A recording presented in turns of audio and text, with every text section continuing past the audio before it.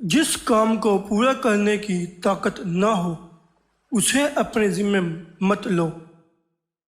جلد بازی حماقت ہے اور یہ انسان کی بدترین کمزوری ہے۔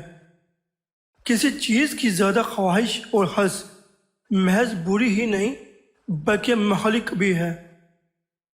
مروت یہ ہے کہ تو اپنے وعدے کو پورا کرے۔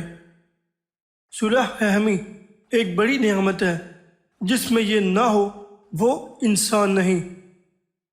بہترین سکون یہ ہے کہ خدا کی اطاعت پر خوش رہو۔ 3 آدمی اللہ تعالیٰ کے پڑوسی ہیں۔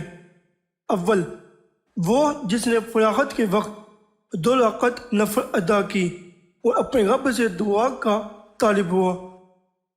دوسرا، وہ جس نے مفلس ہونے کے باوجود اپنی کمائی میں کوشش کی اور اپنے عیال کو خرچ بہم پہنچایا، اس سے رسول اللہ صلی اللہ علیہ وسلم کی شفاعت نصیب ہوگی۔